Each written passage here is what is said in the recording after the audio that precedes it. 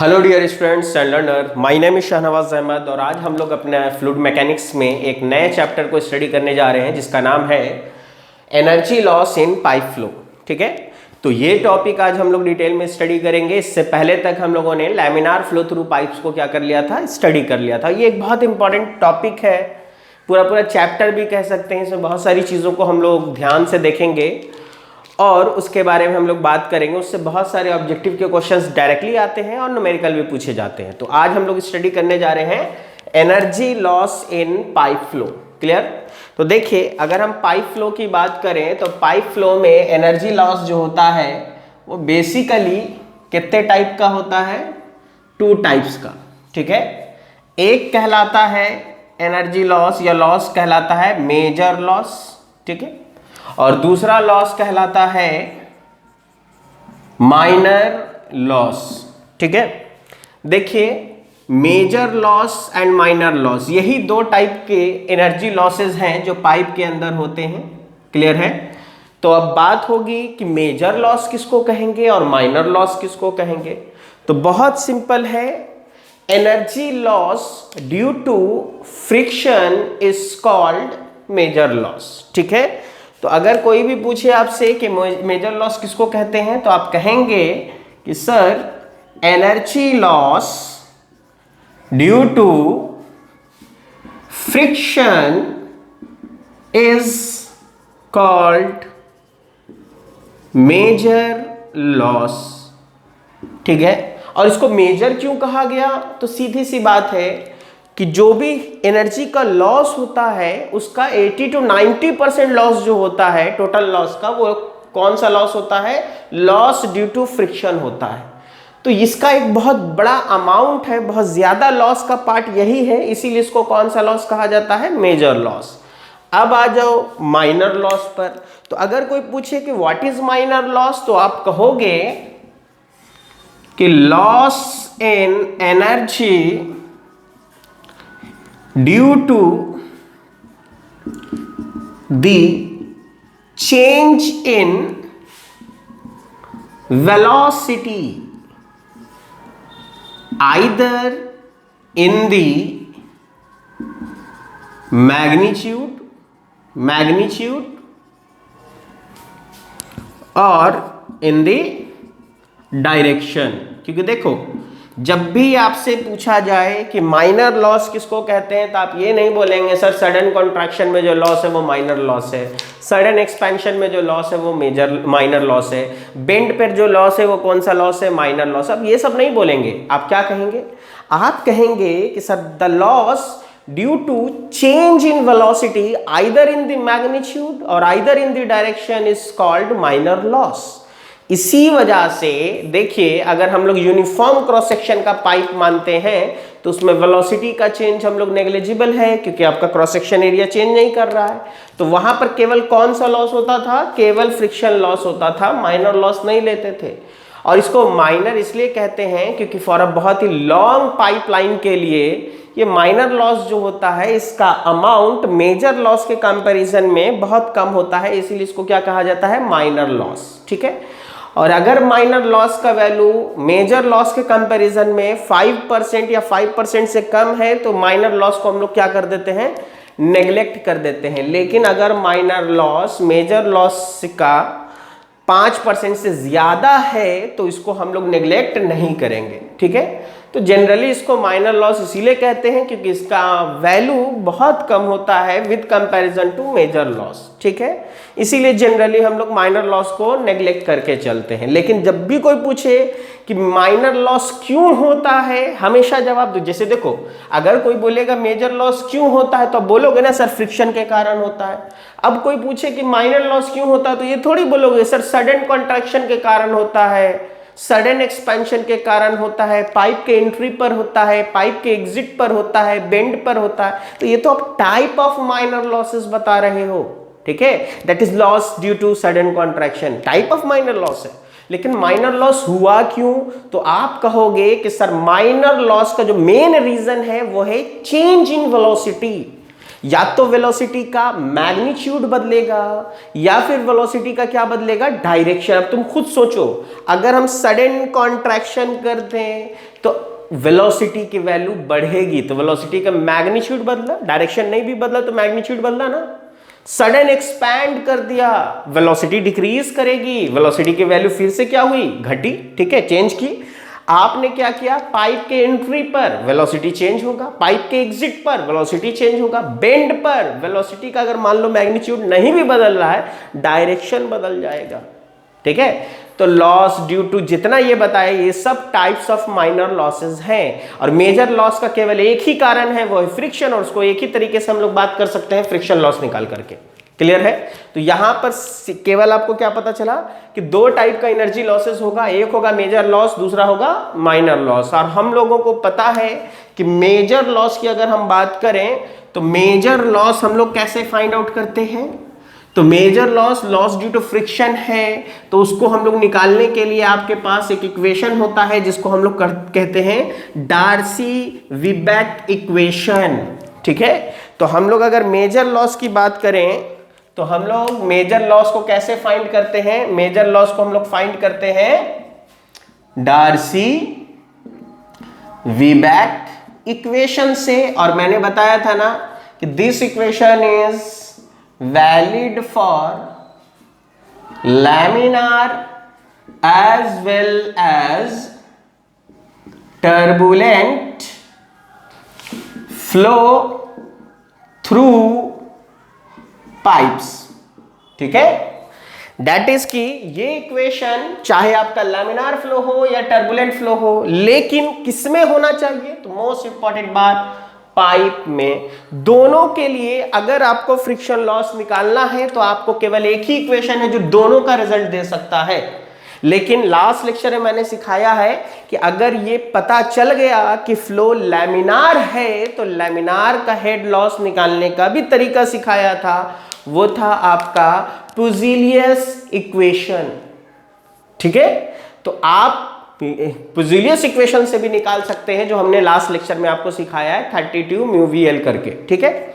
तो खैर डार्सी-वीबैक इक्वेशन है, और डार्सी-वीबैक इक्वेशन क्या होता है ये हमने पढ़ा था। तो हमने लिखा था कि फ्रिक्शन लॉस क्या है, FL V²/2GD। Clear? Last lecture में बता चुके हैं ये सारी चीजें, चलो फिर भी बता देते हैं। F यहां पर अगर हमने लिखा है, this is called Darcy friction factor. ये क्या है, डार्सी फ्रिक्शन फैक्टर है। L क्या है, length of the pipe, V is the average velocity, D is the characteristic dimension of the pipe, that is की hydraulic mean diameter, D is the hydraulic mean diameter। Similarly मैंने बताया था ना, इसी को ऐसे भी लिख सकते हैं, इसी फ्रिक्शन लॉस को 4F-L V²/2GD। तो मैंने इस वाले में बोला था आपको कि यहां जो हमने F' लिखा है, this is coefficient of friction, ठीक है। दोनों में फर्क बताया था मैंने, और मैंने बताया था आपको कि ये जो कोएफिशिएंट ऑफ फ्रिक्शन होता है वो डार्सी फ्रिक्शन फैक्टर का बाई 4 होता है, ठीक है। तो इसीलिए जब F के जगह पर इसको रखना था तो 4 × F' रखा हमने, ठीक है। बाकी सारी चीजें वही हमने लास्ट लेक्चर में ही बता दिया था कि F = 64/RE होगा, लेकिन किसके लिए, only for laminar flow through pipes। एक तरीके से लास्ट क्लास में जो बताया वो ब्रश अप हो रहा है, ठीक है, मेमोरी के लिए लिख दे रहे हैं। और अगर F' निकालना था तो क्या होता था, 16/RE, ठीक है। ये भी केवल किसके लिए वैलिड था, केवल और केवल लैमिनार फ्लो थ्रू पाइप्स के लिए। लेकिन उस वक्त मैंने टर्बुलेंट का नहीं लिखा था। इन केस कभी आपको अगर टर्बुलेंट का केस दे दे तो याद रखिएगा कि for turbulent flow through pipes, अगर टर्बुलेंट फ्लो थ्रू पाइप्स है तो डार्सी फ्रिक्शन फैक्टर का वैल्यू 0.316 अपॉन रेनॉल्ड्स नंबर पे पावर 1/4, ठीक है। ये हम लोग लिखेंगे। और अगर एफ डैश है, ये आपको बेसिकली, ये आगे भी हम लोग जब टर्बुलेंट फ्लो पढ़ाएंगे तो वहां पे हम लिख देंगे, ठीक है। तो एफ डैश जो है अगर ये रहा तो 0.079 अपॉन आर ई पे पावर 1/4, डेट इज किसको आप 4 से डिवाइड कर दोगे तो आपको एफ डैश मिल जाएगा। तो अगर आपको एफ पूछेगा इससे निकालोगे, एफ डैश पूछेगा यहां से निकालोगे, लेकिन किसके लिए? Only for turbulent flow through pipes के लिए। तो देखो यहाँ पे फिलहाल के लिए मैंने सिंपल क्या किया है, सिंपल आपको ये बताया है कि देखिए मेजर लॉस है, तो मेजर लॉस को निकालने का पाइप में केवल एक ही तरीका है, वो है आपका डार्सी-वीबैक इक्वेशन। वो क्या होता है, कैसे लिख सकते हैं, ये हमने लिखा, ठीक है। लेकिन अगर अब कभी तुमसे कोई पूछे कि फ्रिक्शन लॉस का कैसा कैसा रिलेशन है, तो आप कह सकते हो कि सर फ्रिक्शन लॉस का एफ के साथ डायरेक्टली प्रोपोर्शनल होगा, या एफ डैश के साथ भी डायरेक्टली प्रोपोर्शनल होगा, एल के साथ डायरेक्टली प्रोपोर्शनल है, वेलोसिटी का स्क्वायर के डायरेक्टली प्रोपोर्शनल है, लेकिन डाया के कैसा दिख रहा है? इनवर्सली। लेकिन जैसे बोलोगे इनवर्सली हो जाएगा गलत, क्यों? क्योंकि अगर डाया के साथ रिलेशन चाहिए तो बाकी सारी चीजें वेरिएबल नहीं, सब कांस्टेंट होनी चाहिए, लेकिन अगर तुम डाया के साथ निकाल रहे हो तो वेलोसिटी क्या है, ये तो हम वेरी करा सकते हैं ना। इसीलिए आप क्या करोगे, डिस्चार्ज के फॉर्म में उसको लिखो, तो discharge is equal to area into velocity, area is equal to π/4 D square into V, तो वेलोसिटी इज इक्वल टू कितना हो गया? 4q upon pi D square. अब उसमें आप पुट करके देखो, ठीक है। जब यहां पर आप रखते हो तो फ्रिक्शन लॉस जो होगा वो क्या होगा? एफ एल, v के जगह पर रख दिया हमने 4q upon pi D square, लेकिन v स्क्वायर था, v स्क्वायर लिख दिया, नीचे है आपका 2gd। क्लियर है? अब इसको सॉल्व कीजिए, क्या मिला आपको? 4 4 16/2 यानी 8fl/q square upon pi G D पे power 4 and 5। This is also known as Darcy Weisbach equation.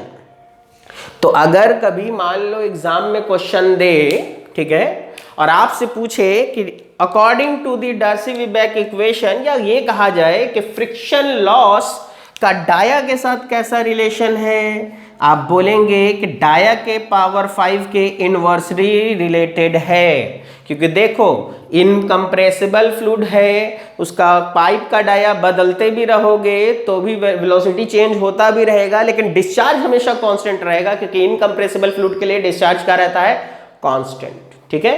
तो देखो अब आप देखोगे तो 8fl/q स्क्वायर ऐसे ऐसे करके हो गया। अब देखो कई बार ना बहुत सारे बुक में इसको ऐसे भी लोग यूज कर लेते हैं, 8 पाई और g, ठीक है, 8 divided by pi divided by G. अगर इसको सॉल्व करोगे तो इसका वैल्यू कुछ ऐसा आ जाता है। तो कुछ बुक्स में लोग इसको ऐसे भी लिख देते हैं, fl/q स्क्वायर अपॉन 12.1 डी पे पावर 5, ठीक है।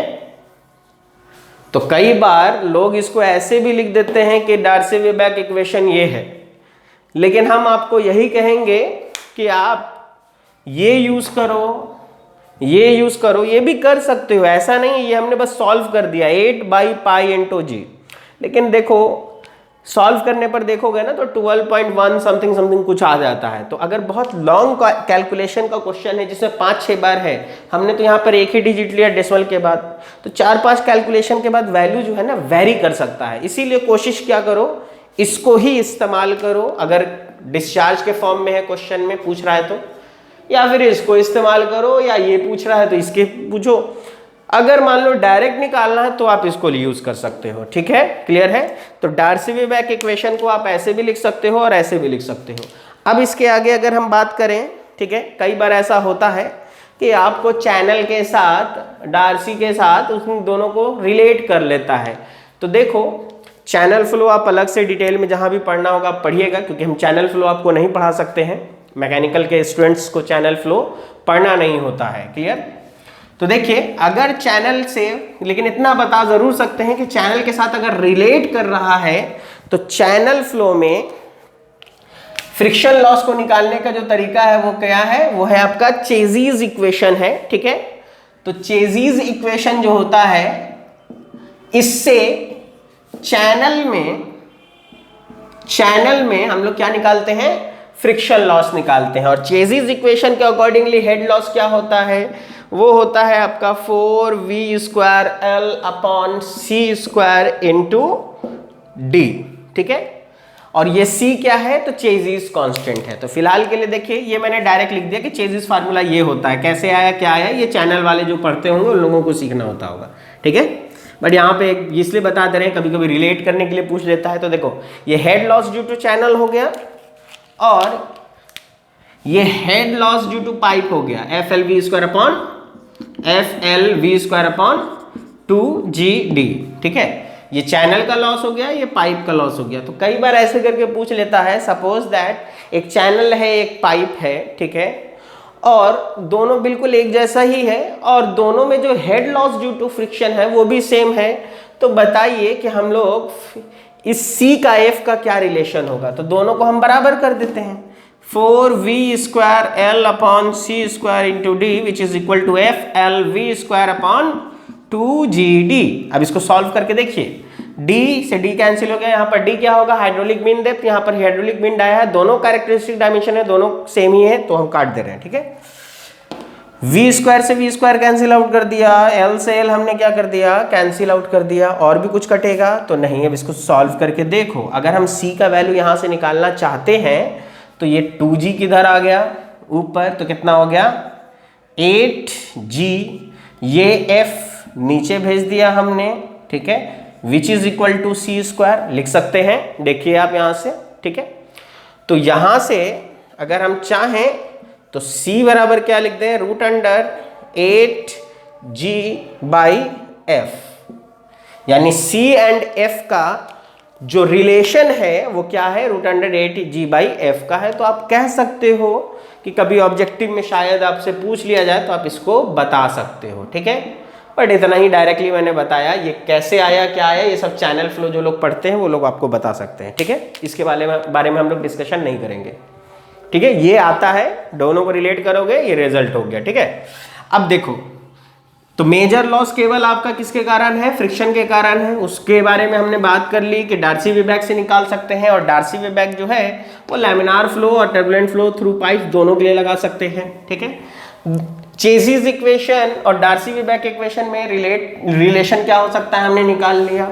सिमिलरली अब हम लोग बात करने आ जाते हैं कि मेजर लॉस तो हो गया, बात करेंगे माइनर लॉस पर।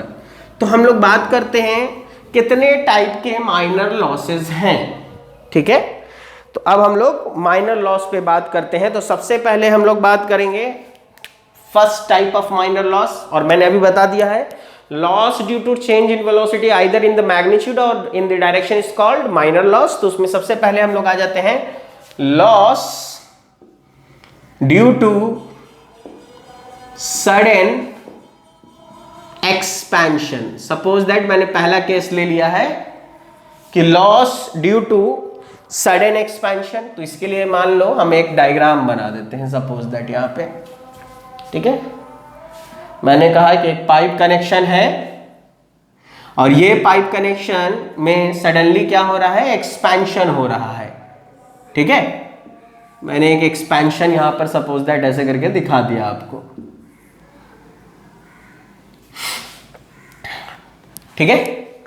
अब देखिए यहां से फ्लूइड इंटर कर रहा है और यहां पर हम मान के चल रहे हैं कि ये जो फ्लूइड आ रहा है तो एंट्री पर यहां पर वेलोसिटी v1 है और इधर जो फ्लूइड बाहर जा रहा है उसकी वेलोसिटी क्या है, v2 है, ठीक है।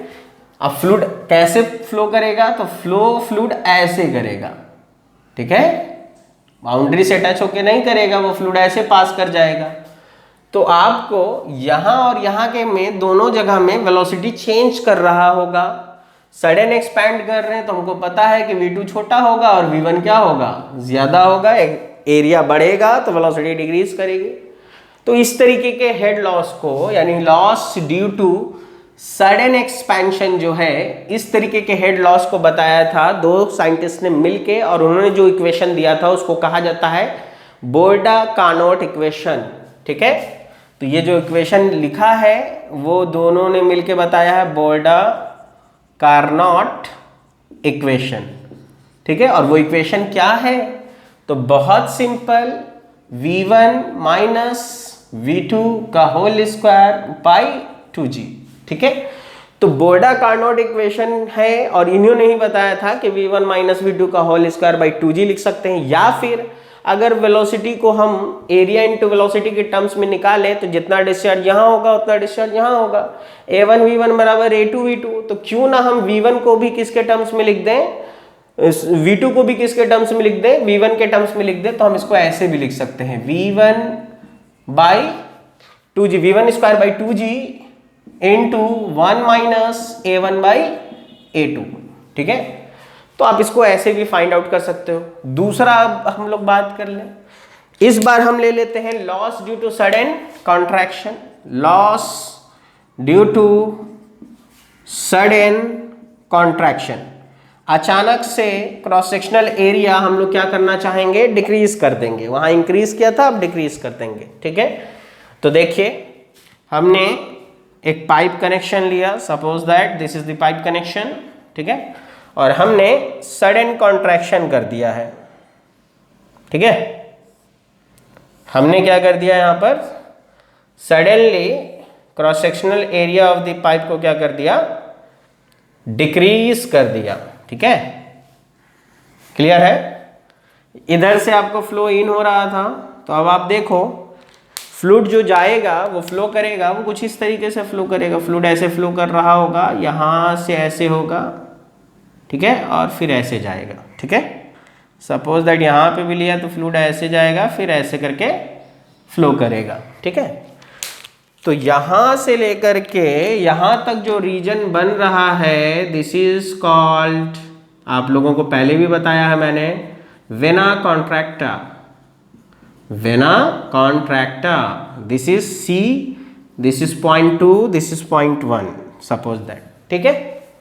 तो अब आप देखो यहाँ पर जो एरिया होगा सबसे मिनिमम होगा, उसको हम लोग AC कहेंगे, और यहाँ पर जो वेलोसिटी होगी उसको हम VC कहेंगे, यानी velocity at vena contracta and velocity at the exit, ठीक है, यानी कि 2v2, सपोज दैट, ठीक है। तो बिल्कुल वैसे ही इसका भी रिजल्ट आएगा जो यहाँ लिखा है हमने, यानी कि loss due to sudden contraction is equal to, देखो हम लोग यहां पर क्या लिख देंगे, सिंपल लिख देंगे Vc माइनस V2 का होल स्क्वायर बाई 2g, ठीक है। अब इसको हम चाहें तो सॉल्व कर सकते हैं। तो देखो यहां पर सबसे पहली चीज याद रखिएगा कि हम लोग AC बाई A2 जो होता है इसको हम लोग पढ़ते हैं CC, यानी कि इसको पढ़ते हैं कोएफिशिएंट ऑफ कॉन्ट्रैक्शन, ठीक है। कोएफिशिएंट ऑफ कॉन्ट्रैक्शन, ये हमने पिटॉट ट्यूब जब पढ़ाया था, सॉरी ऑरिफिस मीटर पढ़ाया था, तब हमने आपको ये चीज बताई थी। तो आप यहीं से देखो AC बराबर हम क्या लिख सकते हैं, A2 इंटू CC, ठीक है। एंड वी नो दैट, क्यों ना हम ये लिख दें कि आपको A2 V2 बराबर AC VC, यानी कि जितना डिस्चार्ज 2 पर होगा उतना ही डिस्चार्ज वेना कॉन्ट्रैक्टा पर होगा, ठीक है। और इनकम्प्रेसिबल फ्लूइड है तो डिस्चार्ज कांस्टेंट है। तो हम लोग अब AC की जगह पर A2 CC रख देते हैं। A2 इंटू V2 बराबर AC की जगह पर रख दिया हमने A2 into CC into VC। A2 से A2 कैंसिल आउट कर दिया, क्यों ना अब हम लोग VC का वैल्यू यहां से ले लें। तो VC इज इक्वल टू क्या हो गया, A2 बाई CC, ठीक है। इस A2 बाई CC को उठाइए यहां रख दीजिए, आपको क्या मिलेगा, sudden contraction loss is equal to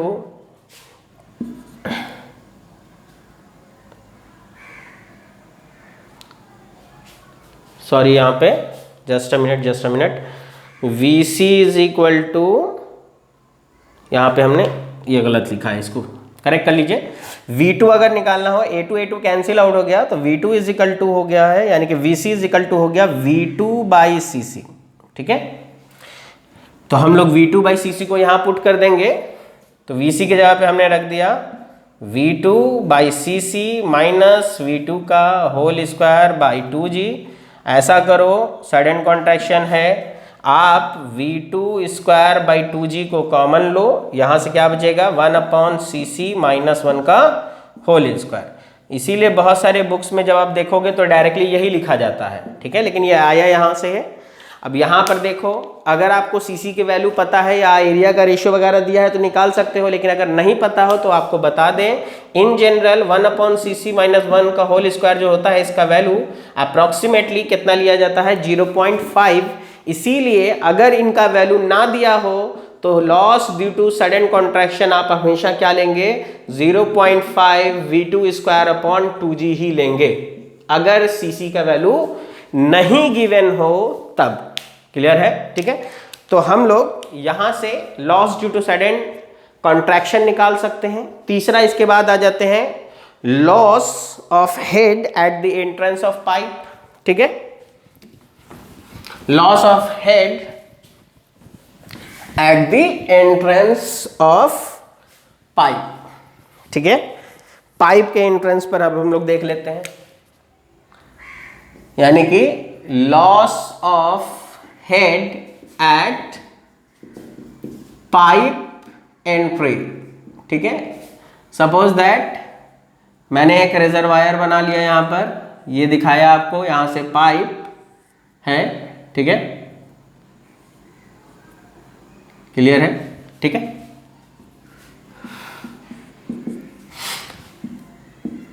free surface h height है यहां से। अब देखिए, ये जो है यही आपका क्या है पाइप एंट्री है, ठीक है। जैसे ही आप एंट्री करोगे फ्लूइड कैसे फ्लो होते हुए जाएगा, ऐसे जाएगा, फ्लूइड ऐसे फ्लो होते हुए ऐसे जाएगा। यहां पर फिर से क्या बनेगा, ये बना है फिर से वेना कॉन्ट्रैक्टर, और आपको ऐसा नहीं लग रहा है कि सडन कॉन्ट्रैक्शन हो रहा है, तो जो रिजल्ट सडन कॉन्ट्रैक्शन का आया वही उसका होगा। तो loss of head eight pipe entry अगर बोला जाए तो हमेशा आप कितना लेंगे 0.5, और यहां पर वेलोसिटी सपोज दैट हम लोग पाइप के अंदर जो वेलोसिटी है वो v है, अगर मान लीजिए तो हम लिख देंगे 0.5 v स्क्वायर अपॉन 2G। तो loss of head eight pipe entry आप इतना लेंगे, ठीक है। सिमिलरली अब अगर हम लोग बात कर लें पाइप एग्जिट पर,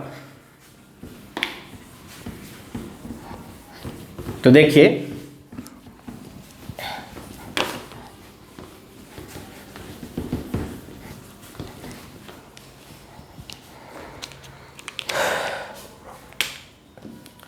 अगर हम पाइप एग्जिट पर लॉस की बात करें, यानी कि loss of head eight pipe exit, ठीक है। तो अगर पाइप एग्जिट की बात करें, हमने एक पाइप बना दिया सपोज दैट, और ये पाइप का मान लीजिए हमने कह दिया ये एग्जिट पॉइंट है, यहाँ वेलोसिटी v1 है, इधर वेलोसिटी v2 है। तो ऐसा नहीं लग रहा आपको कि अचानक से क्रॉस सेक्शन एरिया इंक्रीज करेगा, क्योंकि एग्जिट के बाद तो पूरा का पूरा एरिया उसका क्रॉस सेक्शन एरिया है। तो जो रिजल्ट पाइप एग्जिट का आता है, मतलब सडन एक्सपेंशन का आता है, वही इसमें भी लिख सकते हो। तो पाइप एग्जिट के लिए अगर लिखोगे तो आप फिर से वही लिख दो, v1 माइनस v2 का होल स्क्वायर बाई 2G, ठीक है। अब v2 हम लोग फाइंड कर लेते हैं, तो हम लोग क्या लिखेंगे a1 v1 बराबर a2 v2 लिख सकते हैं। तो क्यों ना हम यहां से v2 निकाल लें, तो v2 बराबर क्या होगा a1 v1 बाई a2। अब आप देखो यहां पर एरिया a1 है, यहां पर एरिया a2 है। पाइप के एग्जिट के बाद जो एरिया है वो एरिया कितना है, पाइप के एग्जिट के बाद पूरा यूनिवर्स उसका एरिया है, तो डेट इज के क्रॉस सेक्शन एरिया कितना हो गया है इनफाइनाइट। तो जब a2 इन्फिनिटी हो गया है तो v2 का वैल्यू कितना हो गया 0। जब 0 हो गया यहाँ पुट कर दो, आपको आंसर मिल गया कि पाइप एग्जिट पर अगर हेड लॉस निकालना है तो हम लिखेंगे v1 square upon 2G। Is that clear, ठीक है। तो ये मेरा हो गया पाइप एग्जिट पर। सिमिलरली इसी तरीके से head loss due to pipe bends and fittings, ठीक है। तो जब भी आपको पाइप बेंड या फिटिंग्स पे आपको हेड लॉस कहा जाए, तो बेंड लॉस कहो या फिटिंग लॉस कहो, K into V square upon 2G। V is the flow velocity, ठीक है। तो अब देखो यहां पर K क्या है, तो K आपको है बेंड और फिटिंग कोएफिशिएंट्स। तो बेंड एंड फिटिंग कोएफिशिएंट आपको दिया जाएगा, ठीक है, आप उससे ले लेंगे, और v is the flow velocity by 2G। तो आपको देखिए ये जितने भी लॉसेस हमने यहां पर लिखे हैं, ये due two of change in velocity either in the magnitude और डायरेक्शन लिखे हैं। तो यही सारे लॉसेस हैं जो माइनर लॉसेस कहलाते हैं, और इन सारे लॉसेस को हम लोग कैसे फाइंड आउट कर सकते हैं ये हमने देख लिया, ठीक है। अब हम लोग इसके बाद थोड़ी सी आगे बात करेंगे, और वो बात करेंगे कि what is total energy line and hydraulic gradient line, ठीक है। तो अब हम लोग टोटल एनर्जी लाइन और हाइड्रोलिक ग्रेडियंट लाइन की बात करेंगे। अब देखिए, तो टोटल एनर्जी लाइन क्या है, तो सिंपल है, graphical representation of total head in any pipe connection is called total energy line। और अगर हम लोग graphical representation of piezometric head in the pipe connection throughout the length of the pipe is known as hydraulic gradient line. देखो दो तरीके की line होती है, एक कहलाती है टोटल एनर्जी लाइन, एक कहलाती है हाइड्रोलिक ग्रेडियंट लाइन। तो सबसे पहले जो हम लोग पढ़ेंगे वो है टोटल एनर्जी लाइन, ठीक है। तो हम लोग क्या कहते हैं, graphical representation of total energy in through out the length of the pipe is called total energy line, ठीक है। तो हम लोग कह सकते हैं कि ग्राफिकल यानी it is a graphical representation of total energy, और टोटल एनर्जी का मतलब P by rho G plus V square by 2G plus Z throughout दी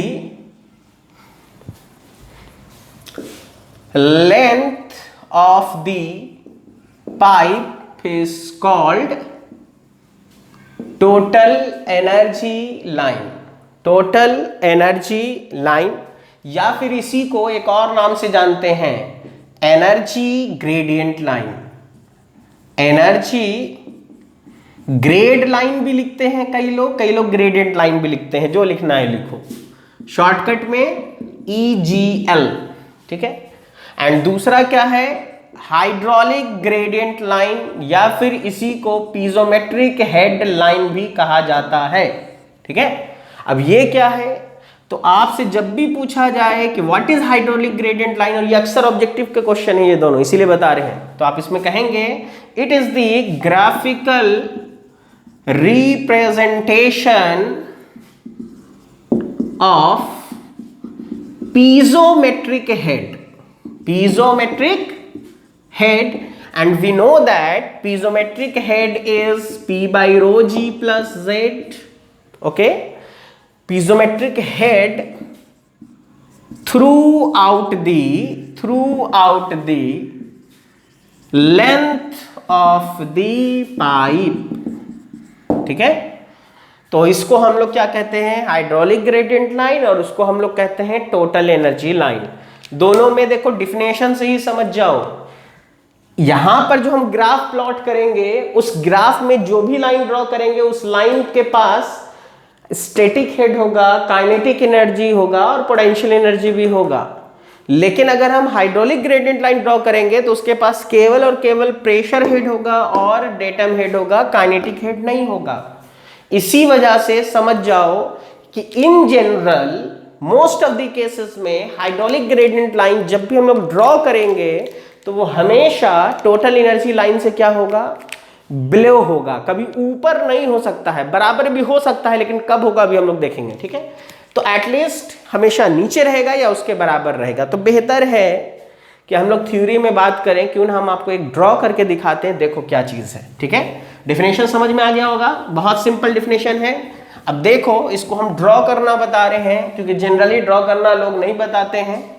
ठीक है, आप देखिएगा, और कई बार ऐसा होता है कि आपको ड्रॉ करने के लिए बोला जाता है कन्वेंशनल पेपर में। ठीक है, तो यहां पर ऐसा करते हैं, हम एक काफी बड़ा सा ना पाइप कनेक्शन बना देते हैं। ठीक है, ताकि आपको समझने में आसानी हो।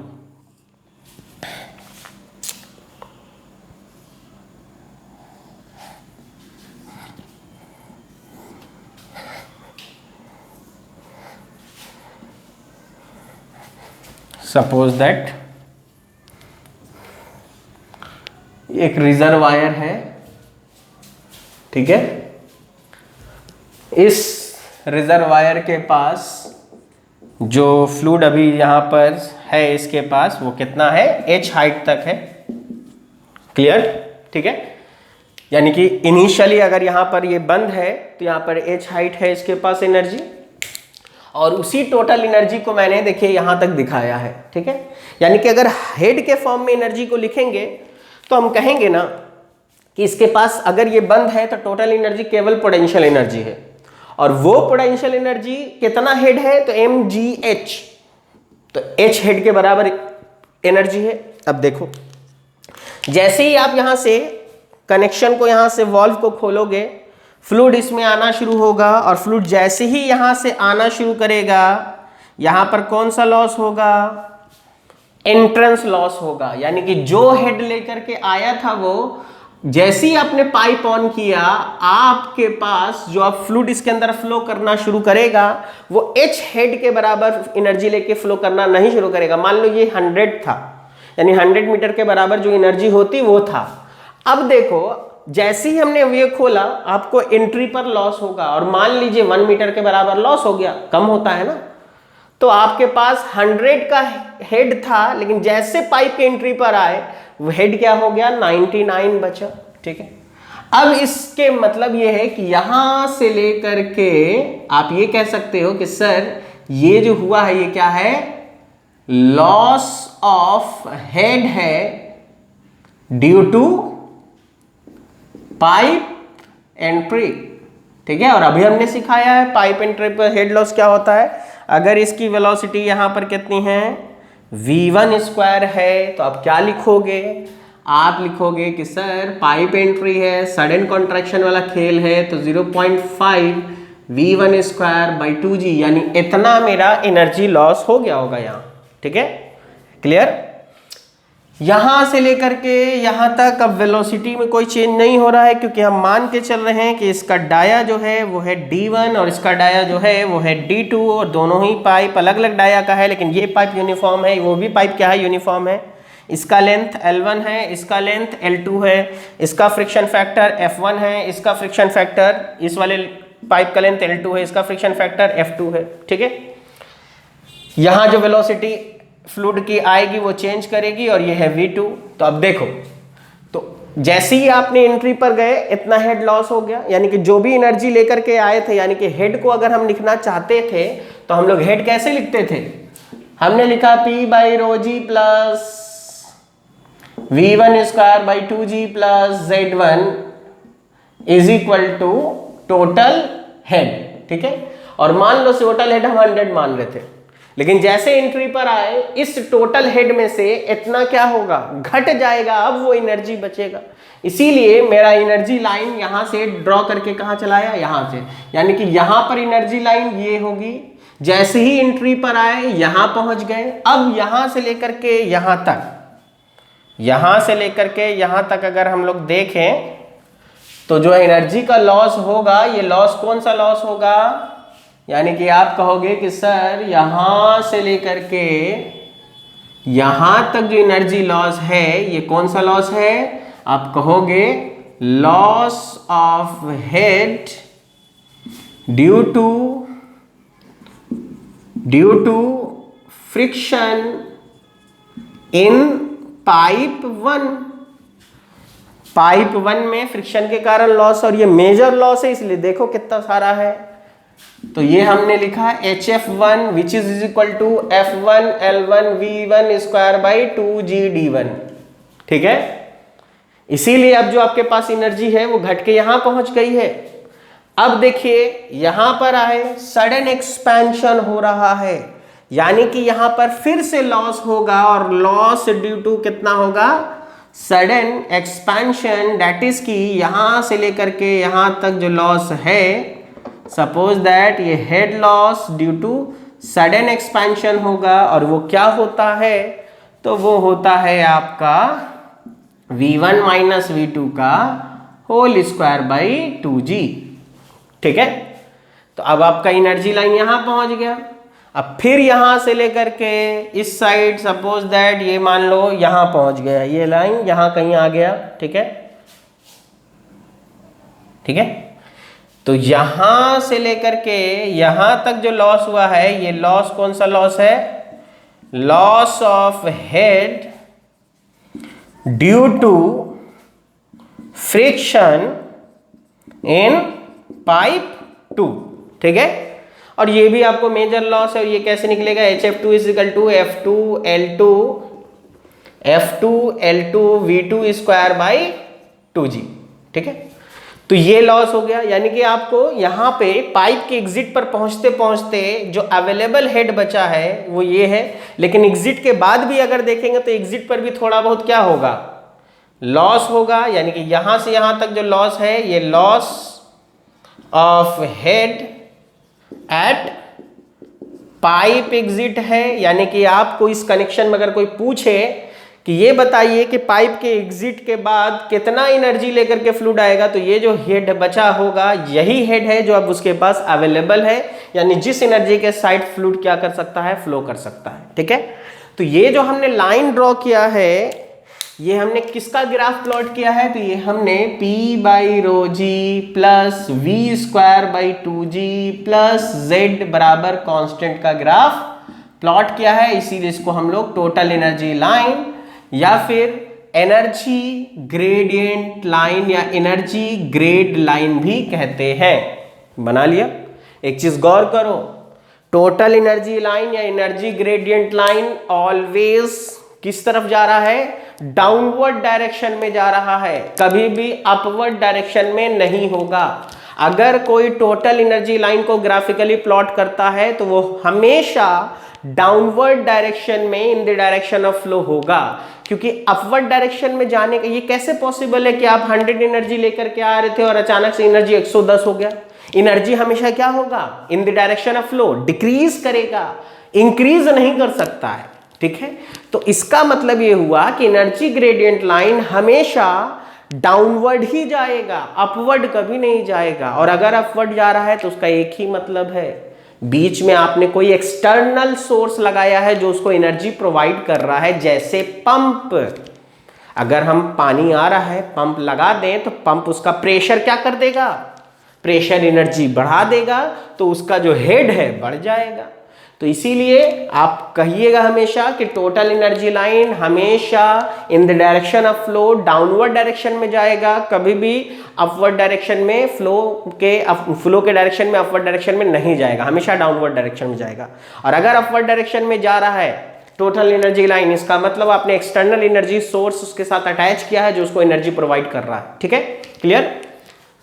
अब इसी में देखो, अगर हम हाइड्रोलिक ग्रेडियंट लाइन ड्रॉ करते तो देखो इसके पास टोटल एनर्जी है। हाइड्रोलिक ग्रेडियंट लाइन कहता है कि मेरे पास कौन सा एनर्जी है, तो मेरे पास पीजोमेट्रिक हेड है, यानी कि जब हम इसको ड्रॉ करना शुरू करेंगे तो हम इसके पास कौन सी एनर्जी लेंगे, ये लेंगे V स्क्वायर बाई 2G नहीं लेंगे तो उसके नीचे ड्रॉ होगा।